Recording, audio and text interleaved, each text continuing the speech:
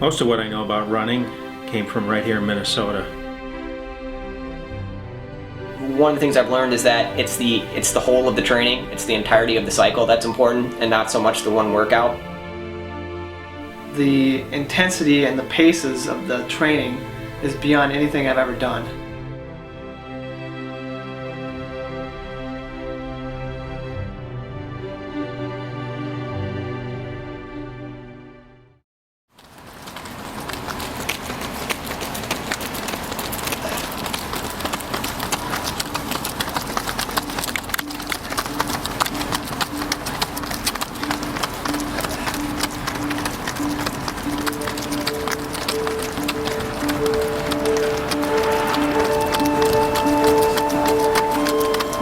It's the biggest race of my life because it's the Olympic trials, and I guess if this isn't the biggest race of my life, what is?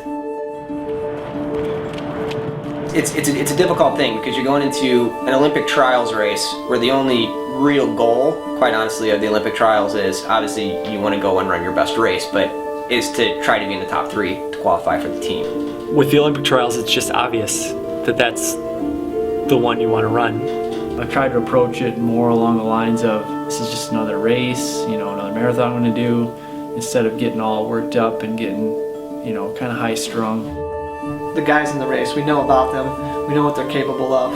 If they start running a certain pace and that's way out of the realm possibility for you, it's a suicide mission. So I just want to I want the gun to fire, and I just want to see what's going to happen. I've adjusted my training over the years to have a shorter, marathon-specific period, because I think that you just can't do that much without wearing somebody down. Some of the workouts that we've done during this phase are some longer intervals of 2.5 miles with 3 minutes rest. We've done some mile repeats, a little bit more like half marathon pace with short rest like we did today. We've done some 5.5 mile intervals, and we've done some thousands, a little bit more 5K, 10K pace, and we've done some hills. I don't look at the specifics of the workouts so much as I do the training effect, and there's a lot of different ways you can reach the same training effect.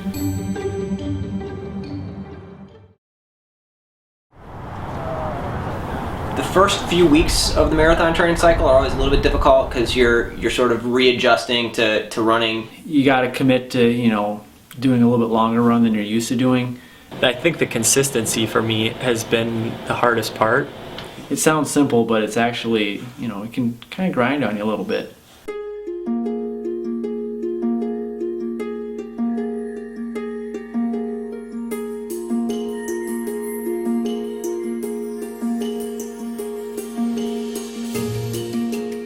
If you're going to run a 140-mile week in the middle of this training block, it's not like one day can just be 5 miles or something. But once you kind of get into that rhythm, it's not so bad. I know some people focus on, I got to do this workout or that one.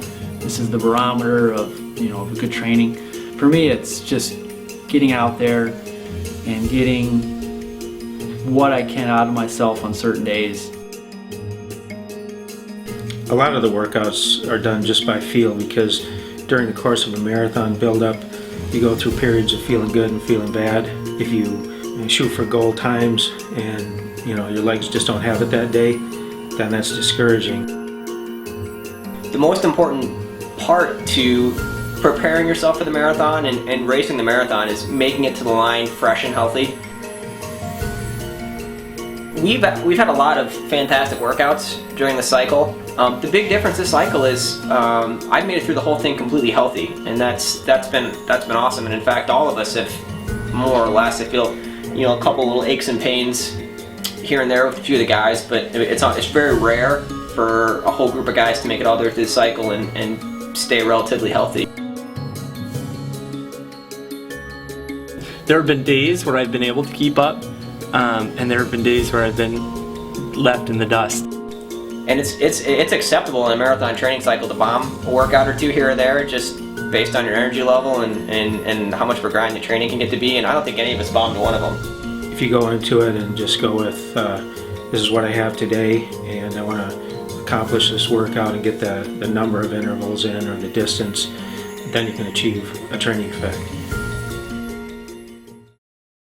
The strength of this group is that there are different personalities, and I think when one particular person might be down, the strengths of the others are the right kind of strengths to pull them along and pull them through those hard times. This is the first time I've had 4 guys that have done everything together, more or less. The 4 of us have been pointing towards this one goal. When you're in a group and you're training with guys, the success feeds on itself. You know, when I've been able to keep up with the guys, that gives me confidence because I know how good they are. If any one of us goes and runs a great race or wins a race, it builds everybody up. The people who inspire me now are these guys, you know, my teammates.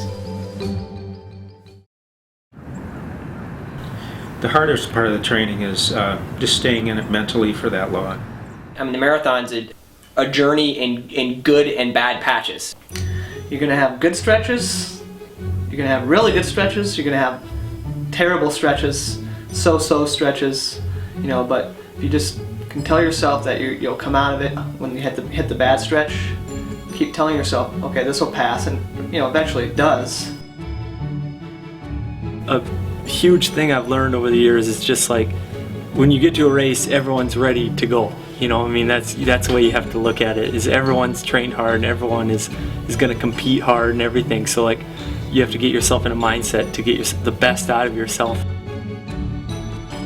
We do a 3-hour long run. We do, you know, long grinding tempo runs, and that's what mentally prepares you. You can get through the training, you mentally can get through the training, then you're mentally preparing for the race as well.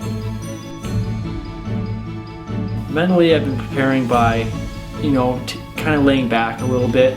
I don't want to get too focused on it too early and then get kind of frazzled. Whether I want to or not, I play the race in my head, you know, good and bad. You know, you go through the different scenarios in your head, and There's no way of knowing at mile 14, you know, was that last mile 3 seconds too fast? You kind of have to do it by feel. I do want to run like the pace that I feel comfortable with, and I don't want to get caught up in other people's paces. I'm not just going to go run exactly 5-minute miles because that's what I think I can do. I have to react to the things that are going on in the race around me, but at the same time, make smart decisions and cover the moves that are going to hopefully get me to that area where maybe I can sneak into the top 3.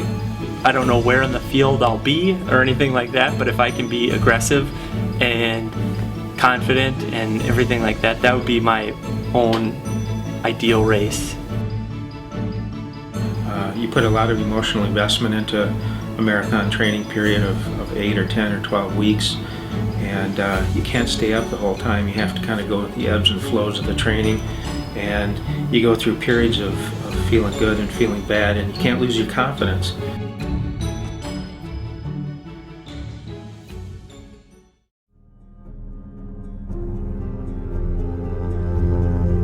I think a key to this race is going to be going in with not too narrow of an expectation.